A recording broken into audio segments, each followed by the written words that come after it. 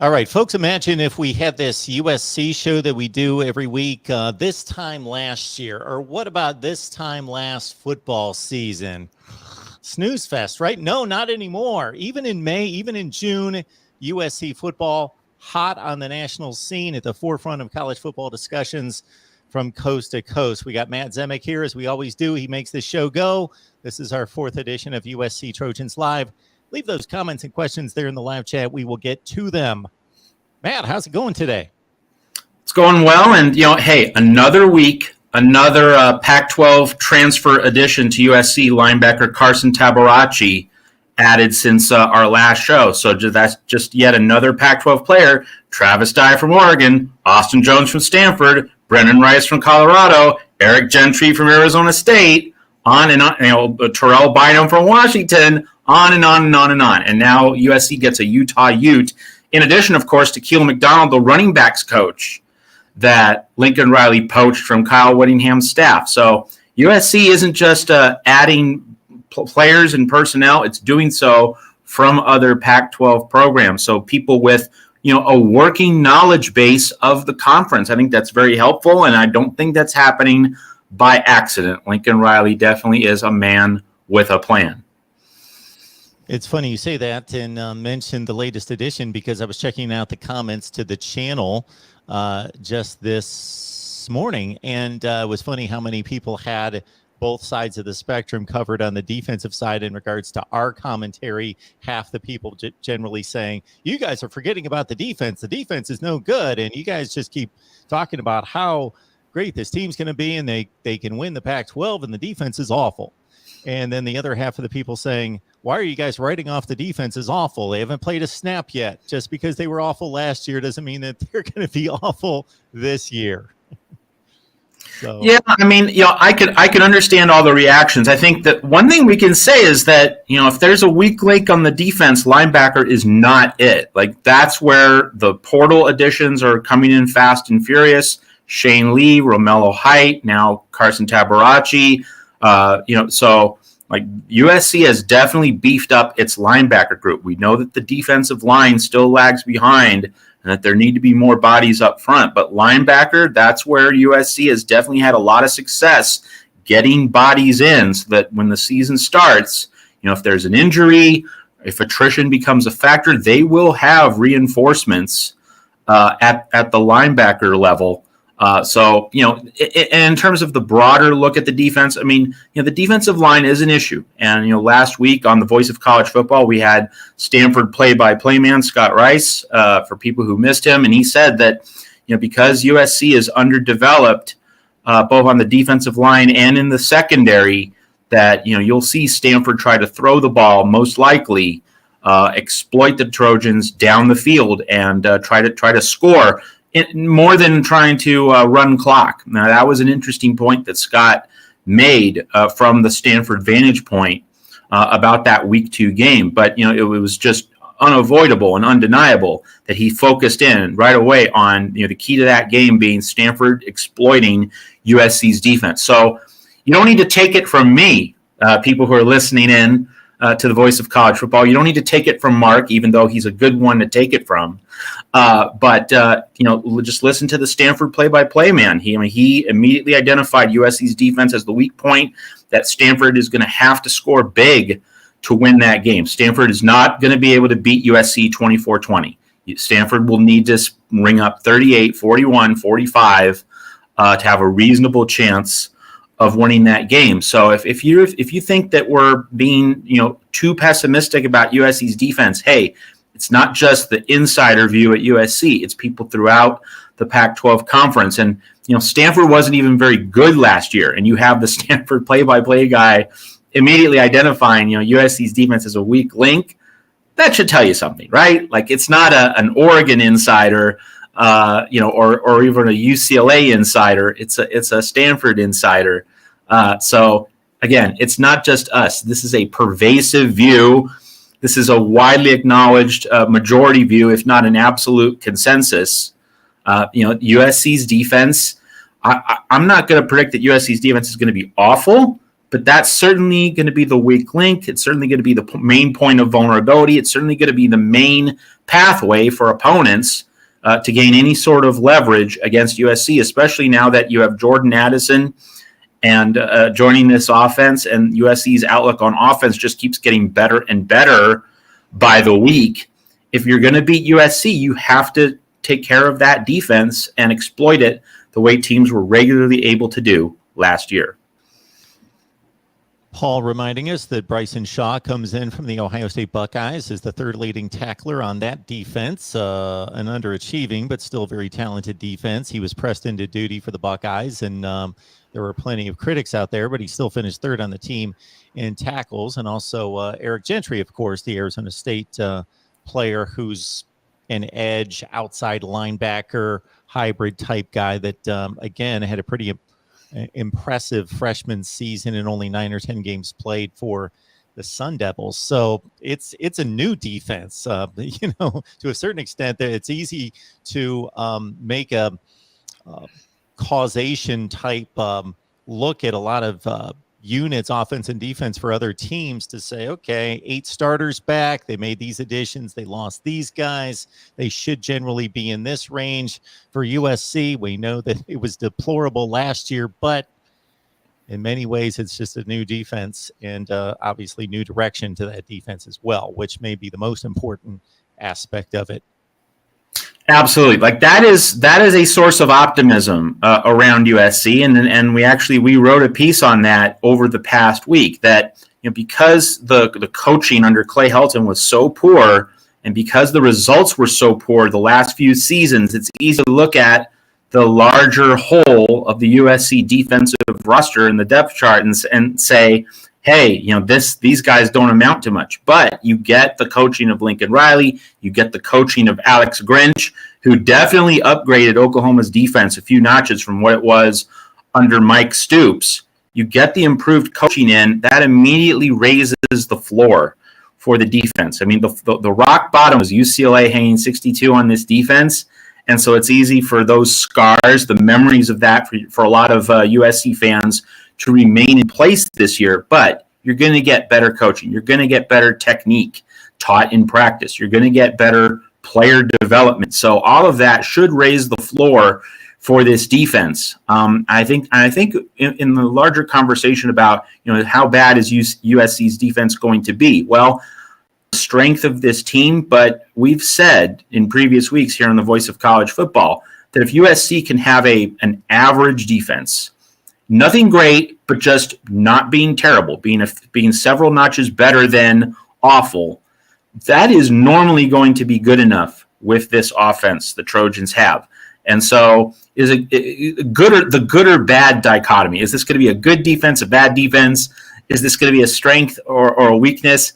That kind of binary, that gets us into trouble because that really misses the point. It's just, will the defense be good enough relative to the flow of each game and what the offense is able to produce? And really, that is the bigger picture here, is that if USC's offense meets expectations, if it reaches the standard everyone has for that group, the defense just needs to be okay. Not great, just needs to be okay. And we'll see if the defense can be okay enough to make everything else fall into place this season. To put Stanford's effort against USC, and it was only one game, but it was a full 4 quarters, and it was at the Coliseum. To put that game in perspective, Stanford scored more points in that game against USC than they did in any other game the entire season. And also, to put it in perspective, they scored more points against USC than they did against Vanderbilt. And for the final 7 to 8 games of the season, they struggled to get to double digits in their games. And I can't promote myself to be an expert on what happened in that game because I was watching other games, but I do remember flipping over to that game, Matt, and 42-28 made it look good. It was like 42-13 in the fourth quarter, and I was like, what is going on here? That's right. It was an absolute bloodbath, midway through the second half, and that applied to other USC losses from last year, where the final margin might have been around 15-20, but it was like a 25-28, 31-point game. mid to late third quarter, fans filing out of the Los Angeles Coliseum, the few that were there, that was a recurring, regular pattern of play for the Trojans last year. Gary, thank you so much for reminding everyone to hit the like button. It's easy to do. Just hit the like button. You can promote these videos out on social media as well. Just grab the link, get it out there, and certainly check out Matt's work on Trojans Wire and follow him on Twitter. You will see it on the banner there. It's just simply Matt Zemek on Twitter. Going to jump in here, Mark. We have a number of comments coming in here on the Voice of College Football. People saying, Stanford's, this is a David Shaw team. Stanford's going to pound the rock between the tackles. That might very well be true. We're just passing along. We're just reiterating what Stanford's play-by-play guy said, that Tanner McKee, the very talented quarterback for Stanford, let's realize that Stanford sent Davis Mills to the NFL, did reasonably well with the Texans, didn't get a lot of help elsewhere on the roster, but he showed at times he can really play. And so Tanner McKee is now following in Davis Mills' footsteps, very talented, has a lot of upside. And so the thought from the Stanford camp, and we're just relaying this, from the Stanford camp, the belief is that with USC having the untested secondary, especially the safeties, that Tanner McKee can attack that USC defense vertically, especially in the middle third of the field, and have a lot of success. Now, my personal read on this, I think that David Shaw probably will throw on first down early in the game, and he will see what he can achieve down the field. And if he does hit a few of those home runs early in the game, the first 15, 20 minutes, well, he's going to keep going there. And then once Stanford gets a lead, if it gets like a 10-point advantage, then you'll see Stanford try to pound the rock and drain the clock in the second half so that Caleb Williams can't mount a comeback. So I don't know if Stanford's just going to turn into like an air raid north. Maybe not that much, but I do think that Stanford, I agree with Scott Rice, the Stanford play-by-play man, that David Shaw is definitely going to have Tanner McKee take some shots vertically early in that game. He's going to want to poke that pressure point, see how vulnerable it is. If Stanford's not doing that, like that would be an irresponsible game plan by the Cardinal. But I think you'll see the run mixed in, but I do think you'll see Stanford try to take some shots vertically, see if they can get an early advantage, get USC on the back foot, force the Trojans to panic. Maybe Caleb Williams will force the issue a little bit, try to be a hero instead of being patient. Like that is obviously the template for Stanford. Get the early lead with the big play, then mix in the running game and the smash mouth style that we know David Shaw can implement. That's going to be, I think, the general outline of Stanford's plan. We'll obviously see if it works or not, but that's going to be the plan. And I got to think that unless we've got Pac-12 diehards in here, there hasn't been a whole lot of Stanford football watched over the last few years. I watch as much college football as I possibly can between noon and about 2 a.m. every Saturday. And Stanford used to be a go-to about 5 years ago. But over the last 3 or 4 years, this is not Bryce Love and Christian McCaffrey Stanford teams that are churning out 2,000-yard seasons by an individual player, 2,500 to 3,500 yards rushing. Austin Jones led them in rushing with 378 yards. Well, he had the most carries. Nathaniel Pete at 404. The guy that they gave the most carries to last year, Austin Jones, averaged 3.5 yards per carry. If your understanding of what stats mean in college football, that's an abysmal rushing average. So they didn't move it well on the ground last year. They didn't, and a big part of that, and I know it's kind of surprising we're talking so much about Stanford, but like we got several comments coming in about the USC Stanford game, so that's what we're responding to. But Stanford's offensive line got more torn up by injuries as the season went on, and the other thing is that defense, the Stanford defense, was wafer thin. So you saw teams such as Utah. I remember Utah delivered a holy beatdown of Stanford in a Friday night game. That game went off the rails pretty quickly. So you saw Stanford falling behind early, and that also limited Austin Jones' touches, the level of impact that he was able to have on games. Matt Zemek's here to answer your comments and questions. I will as well, right here at the Voice of College Football. This is our 4th consecutive edition. We will be here every Tuesday at 1 Pacific time, talking Trojans live with you. So bring those comments and questions. The super chat's available for your contributions as well. Hit the like button, share the videos on social media. Hey, One Blue Love 23. Okay, we get it. You think USC Stanford's going to run the ball against USC? You mentioned USC has edge rushers like Corey Foreman. Well, let's just talk about Corey Foreman since you brought him up. I mean, Corey Foreman, he has the potential to be great, but we haven't seen the greatness yet. So I don't think Stanford is going to be really worried about Corey Foreman. You know, Stanford's not going to enter that game in week 2 of the seasons going, oh no, what's Corey Foreman going to do to us? It's going to be more like, okay, let's see if Corey Foreman is ready for this. Because Corey Foreman could get 6 sacks against Rice in week 1. That would not matter. That would not prove much of anything. Like USC's defense was great in week 1 against San Jose State last year. Obviously didn't mean a hill of beans, okay? So Stanford's going to enter week 2 no matter what USC does against Rice in week 1, and it's going to say, okay, you're going to have to beat us. You're going to have to prove that you're up to it. So that's going to be the message to Corey Foreman from Stanford. Like, I don't think Stanford's going to fear Corey Foreman. I think Stanford would actually want to test Corey Foreman, see if he can stand up. And now if Corey Foreman plays well in the first half of that game, okay, then at halftime you make adjustments to Corey Foreman if he proves that he's actually going to be a beast this year. Which I think, you know, it's probably not going to happen in September. Maybe by the middle of the season, he's going to really hit his stride, round into form, and become the player USC always hoped he would be. But in week 2, that's not going to be the attitude from opposing offensive coordinators, from opposing coaches trying to formulate a game plan to deal with the USC defense. LBC Trojan, appreciate you being here. Let's get a question from Matt. Which positions do you believe USC will address through the portal between now and fall camp?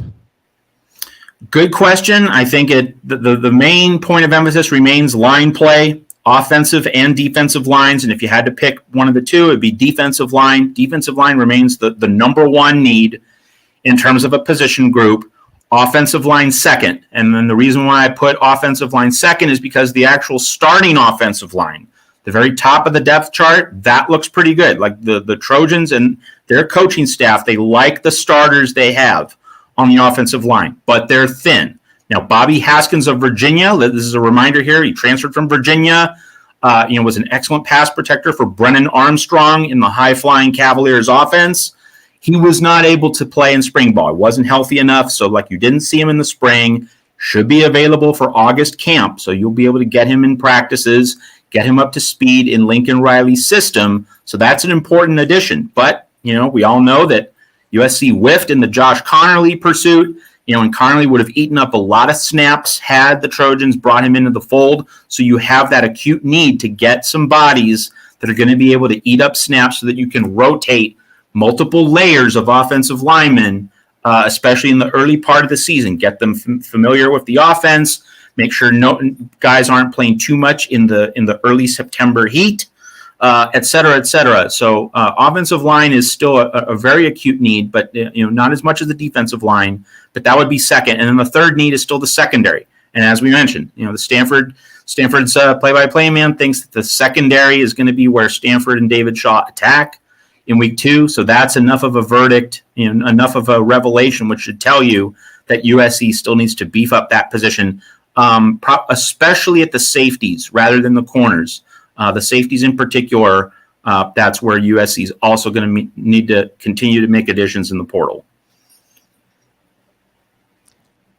Number of comments made about Alex Grinch not necessarily being the best at defensive coordinator. A lot of bend and don't break kind of comments, and not just responding to the chat here, but to the comments that come into the channel on a daily basis.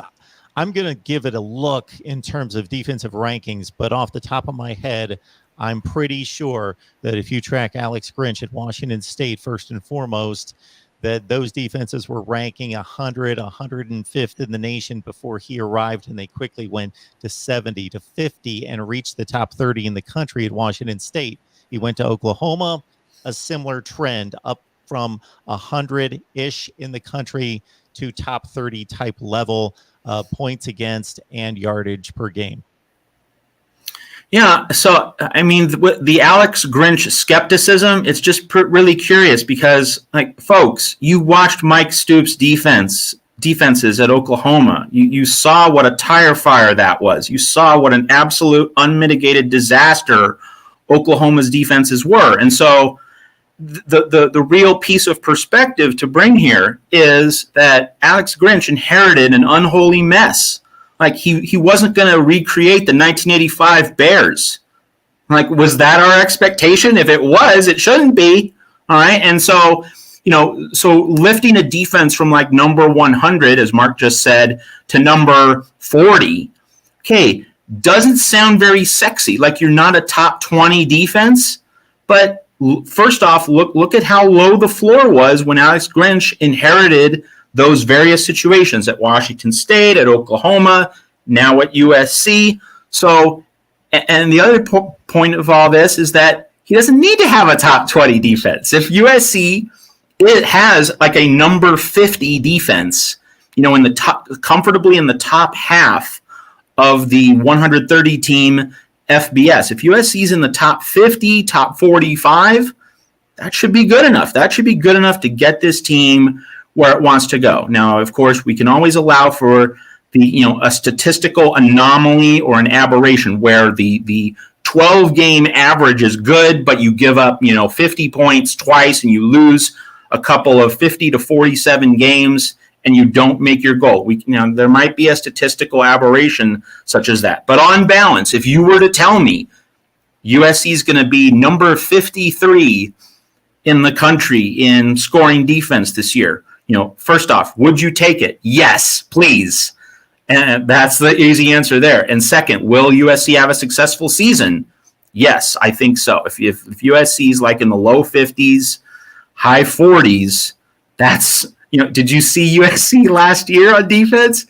So that would certainly, I think, bring this program where it needs to go. I think you would get the 10-2 record in a 12-game schedule. You would get the appearance in the Pac-12 championship game with a chance to play for everything, with a chance to play. Well, 10-2 won't be lead for to the playoff, but if USC is playing in the Pac-12 championship game for a chance to go to the Rose Bowl in year one, sign me up. Sign everyone up. Like, I think almost every USC fan.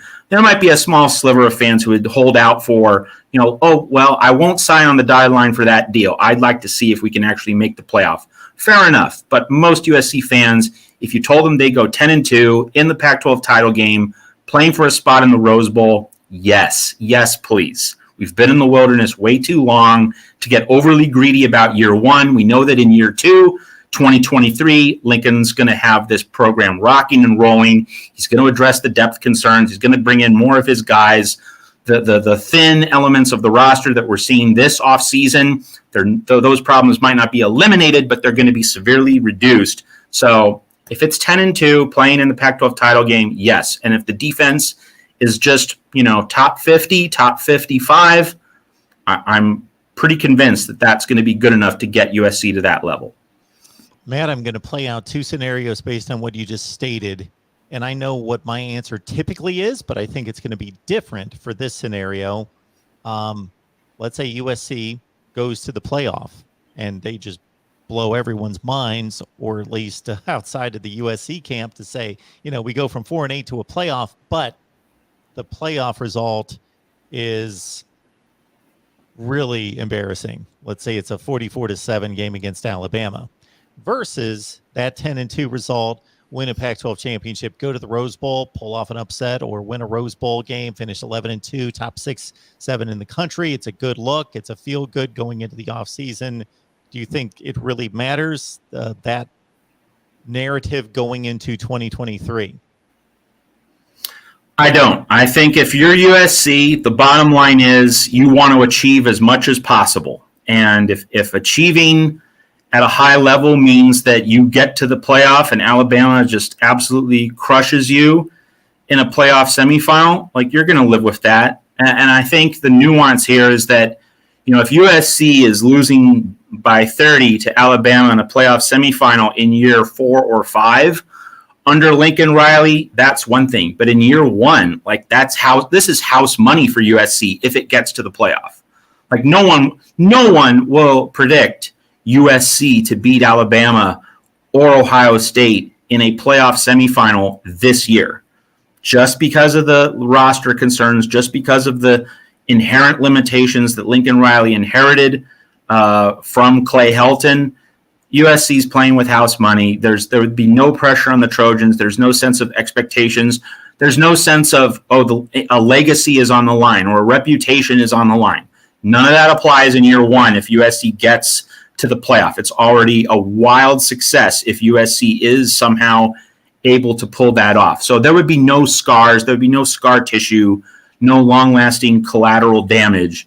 What it would do, it would certainly set the bar high. It would certainly show USC just how far away it still is from being able to win a national championship. But again, that would be a concern if it's happening well into Lincoln Riley's tenure. Definitely not in year one. The timing definitely matters there in terms of shaping public and national perception. We appreciate our guy Tim being here. And Tim is asking about Brandon Peely, the defensive lineman, his health, possible backups to his position. Yeah, I don't have a strong answer, Tim, about who's going to get the position. I think it's just easier to wait for August camp and see how that position battle shakes out. But what I can tell you very clearly and confidently is that USC is not confident about his health. Like, he's gone through so many setbacks, so many ups and downs. Can he withstand the rigor of a season and battling uphill? Like, once you get injured and you develop an injury history, it's obviously an extra mountain for any player to climb. And so Peely's work ethic is definitely respected within the USC fold. But if he's going to be at the level needed to get the Trojans where they want to go, there's definitely a lot of concern. And it's not about the player himself, but there are definite concerns about his condition, about his staying power along that defensive line. I am in no way going to refute or push back on Matt's take on what would be great for USC in getting to the playoff, regardless of the result there. The only clarification I'll make in terms of Tim bringing up Ohio State, Notre Dame, and Oklahoma is that to this day, there is a certain stigma on Notre Dame and Oklahoma regarding the playoffs because they haven't succeeded. Ohio State got drubbed, but they've also succeeded a number of times. So there is 3 wins for the Buckeyes. So they don't have that stigma on them as Notre Dame and Oklahoma do. Now, USC in a first playoff experience, any reasonable person's going to be flabbergasted and excited and deem it successful to get to the playoff regardless of the result. And yes. Yeah, no question. And I think even if USC, let's say USC misses the playoff this year but gets there in year 2, even then, it's still going to be new for USC. It will still be the first time that USC will have gotten that far.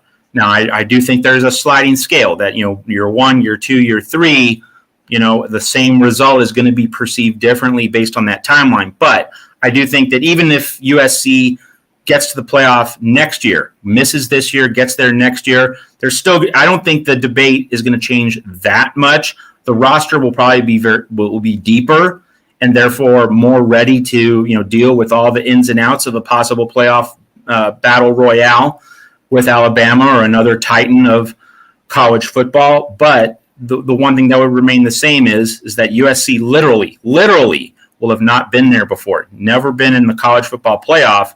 So that would be the first time. And so, again, it wouldn't quite be at the level of legacies and reputations are on the line.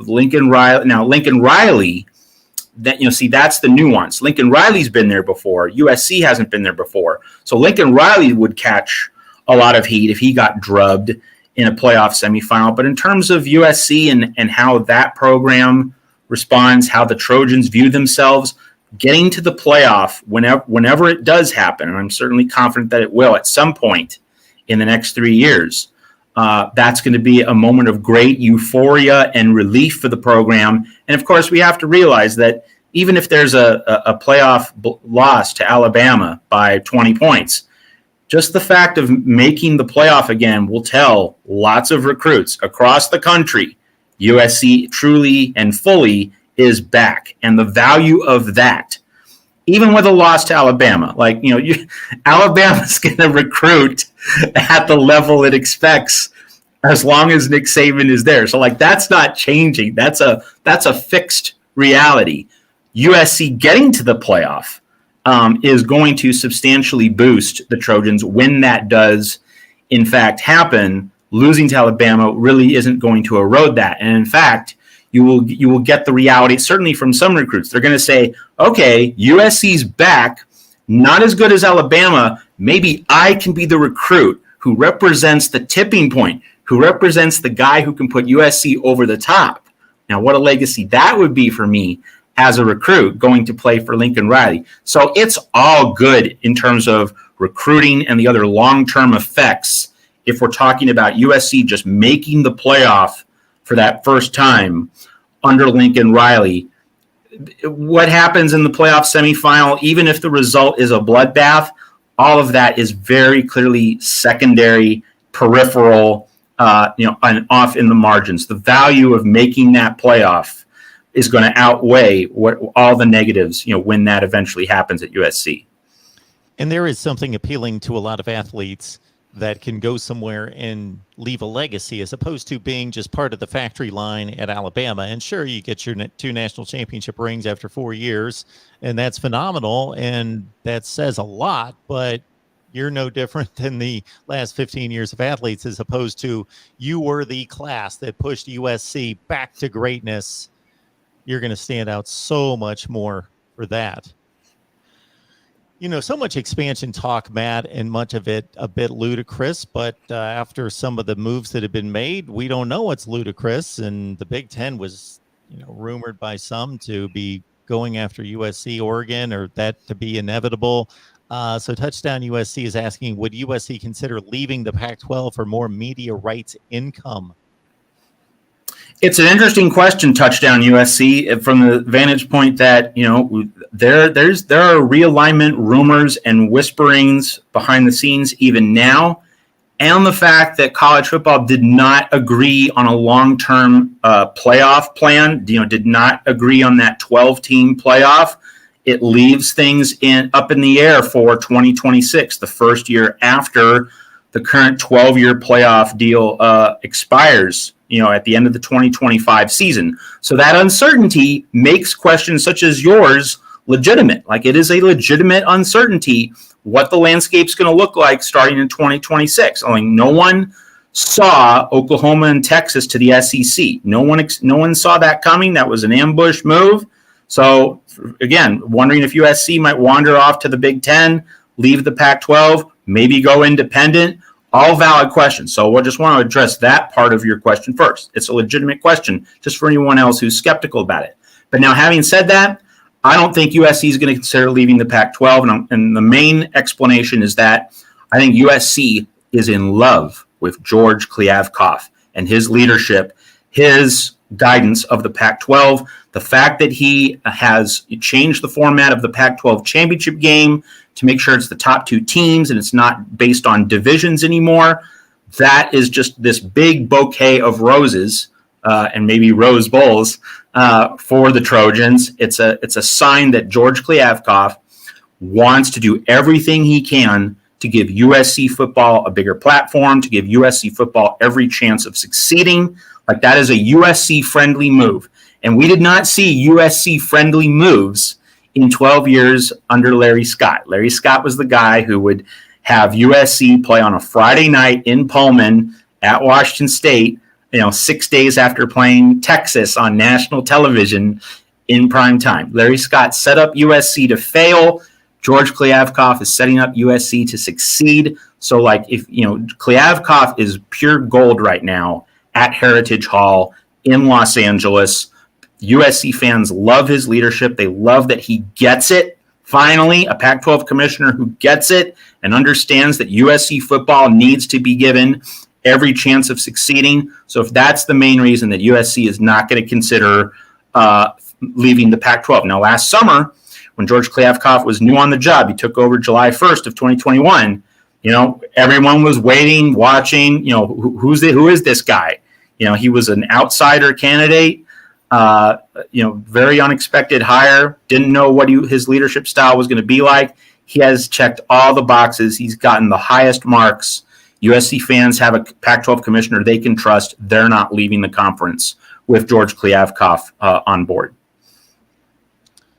Jordan Addison, of course, coming in via Pittsburgh, made comments about his move this week, called it a gut move in regards to his decision to leave Pitt for USC. And of course, people are generally going to gravitate to the money discussion. We don't know the particulars of that.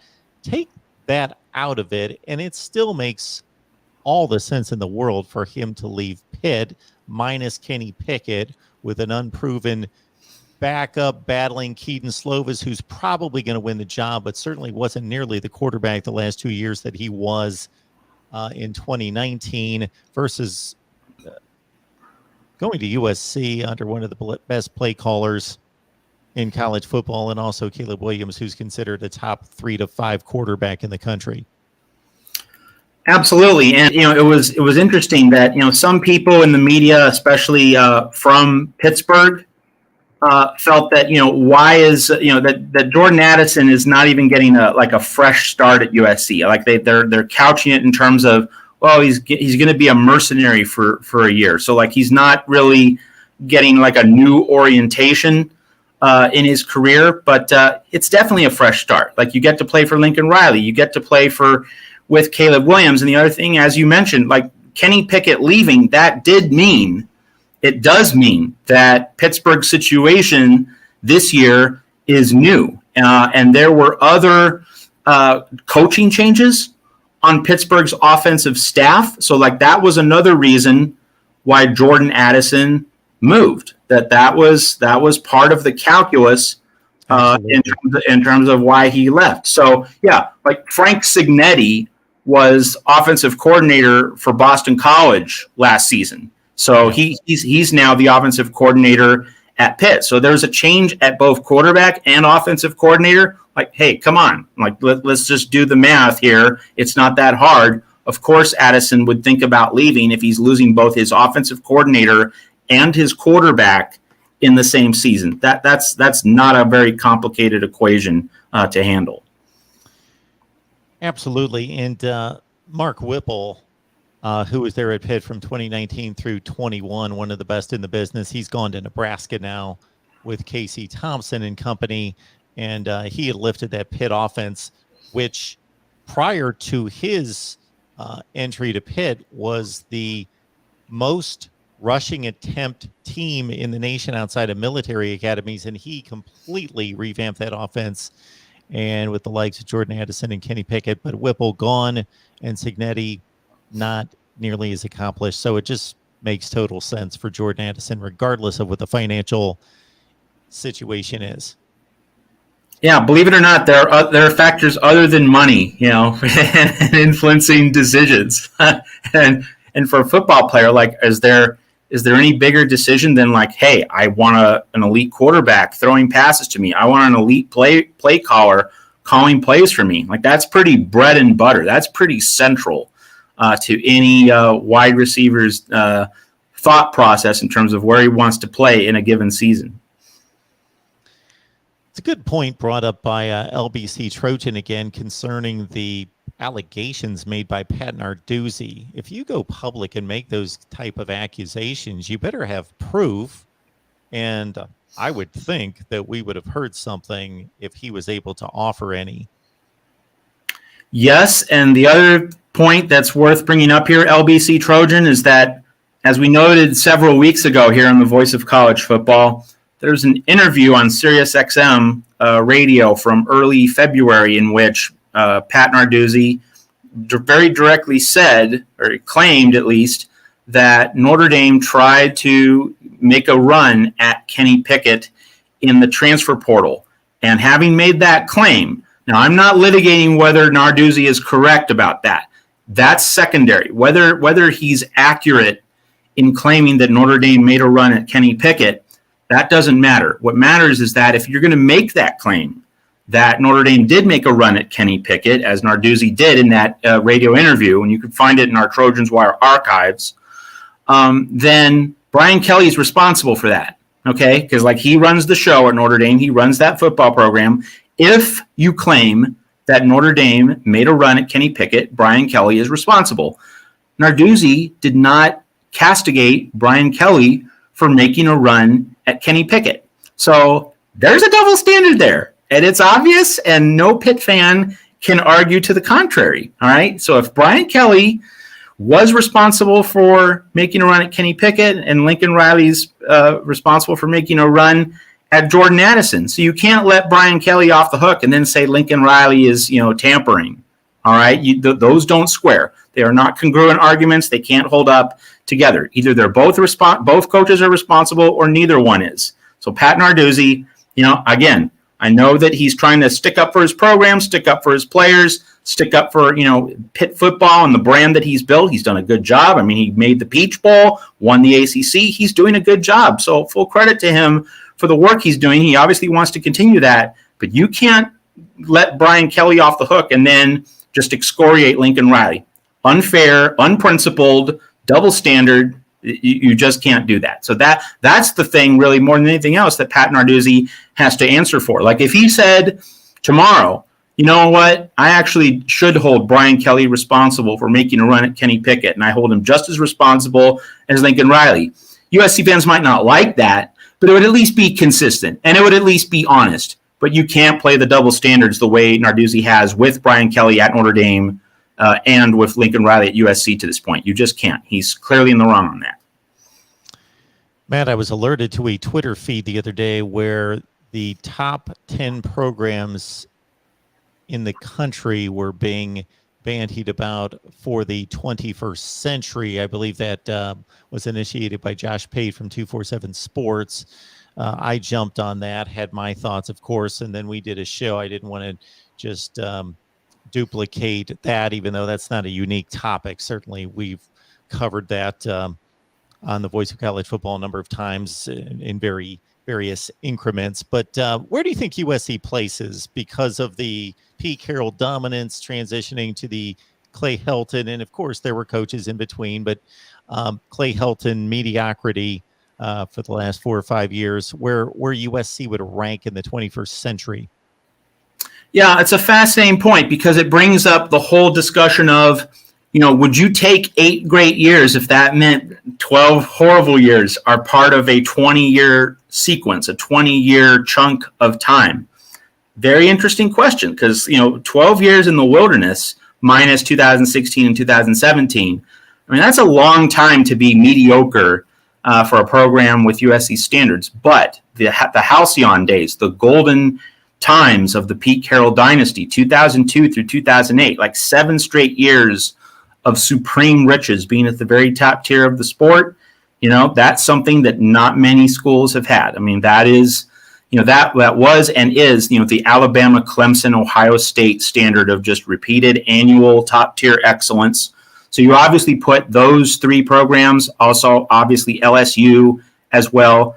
Oregon, I think, has to be rated ahead of USC over the full 21 years of the 21st century because Oregon repeatedly got back to a national title contender level. Oregon was there in 2001 under Mike Bellotti. Oregon made a run at the brass ring later in the decade with Dennis Dixon before the injury that, he was going to win the Heisman Trophy, but then he suffered the injury. But then you had the Chip Kelly years. You made a national title game.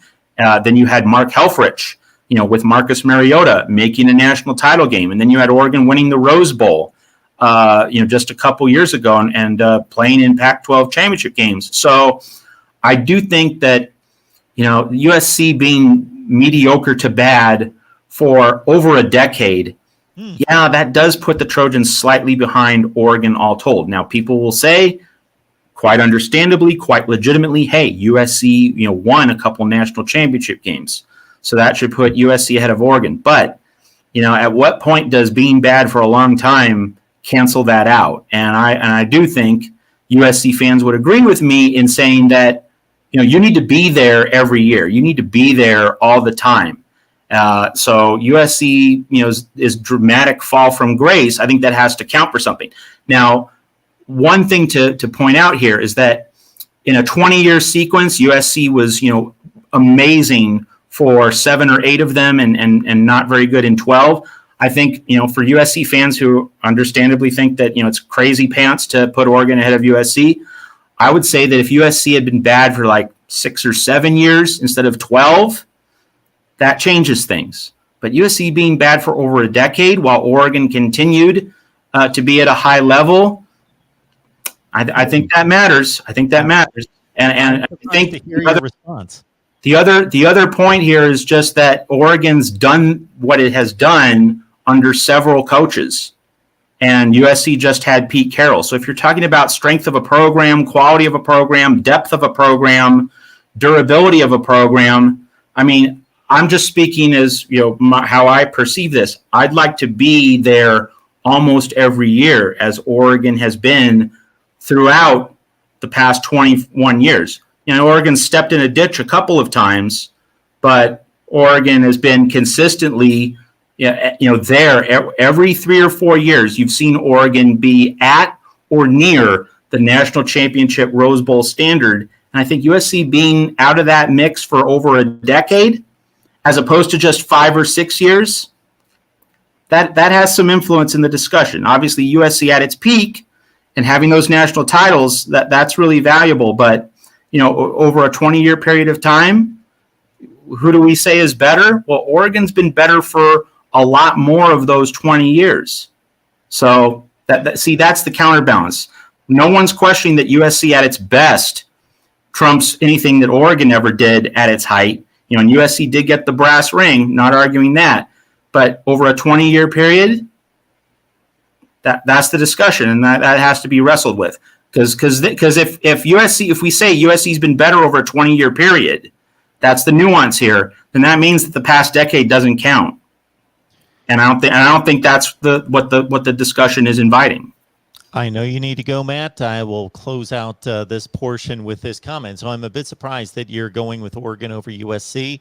I would have to say that I would have to do a deep dive because I'm guessing that their winning percentages are extremely close. I'd have to match up the conference titles. Of course, we know the national championship game appearances, so forth off the top of our head. I'd have to add up the conference championships. But you're bringing to light at the top end of this argument Ohio State and Alabama, because most of the respondents had Alabama at number 1 because of the 6 national championships. They did absolutely nothing from 2000 to 2008. And Ohio State's consistent, the winning percentages aren't close because Ohio State's been so good for so long and Alabama was bad for 7 or 8 years. And Ohio State has them in top 5, top 10 finishes, all of that. But of course, Bama has those national championships. I tend to go with the consistent winning argument as well. Interesting. Just to deal with that. First off, I mean, Alabama did not have terrible teams in the early 2000s. I mean, they had a few terrible teams, but Alabama was good under Andrew Zhao, had a good year under Andrew Zhao, whether that was 2001 or 2002, I'm not sure. And then Mike Shula won a Cotton Bowl before everything went off the rails. So, Alabama wasn't what it was under Nick Saban, but Alabama had a good season under Francione, had a good season under Mike Shula. So this wasn't as though the program was completely removed from any national relevance. And then, of course, it was just like a 5-year period when Alabama had it rough. And then, whereas USC won 2 national titles, Alabama's won a lot more than that. So I would argue that USC's Clay Helton years are better than Bama pre-Saban. Like, I know Mike Shula won a Cotton Bowl, finished 10-2, and there's another 10-3 year in there, but the rest of those years are pretty bad. I would say that I would agree with you, but I'd say that the difference is, marginal. Like, the difference is not Grand Canyon size. But if we're going to compare the two, Clay Helton was slightly better than Mike Shula. Yes, because Shula had 1 good season, Clay Helton had 2. Or we could just say that Sam Darnold had two good seasons, saving Clay Helton's derriere. Matt, we know you need to run. Matt Zemek, Trojans Wire, get on over there and join us back here at 1 Pacific time next Tuesday for USC Trojans Live. Thank you so much, Matt. Thank you. I'm going to remind everyone that we got 3 more shows tonight. And we've got Iowa Live at 5:30 Eastern time. We've got Nebraska at 7 Eastern, and we've got an LSU show at 8:15 Eastern. You can catch that on the main channel. Catch the others on the Iowa and the Nebraska channels at, again, 5:30 Eastern for Iowa, 7 Eastern for Nebraska, and 8:15 LSU, both on the LSU and on the main channels as well. See you next time, which means in 45 minutes.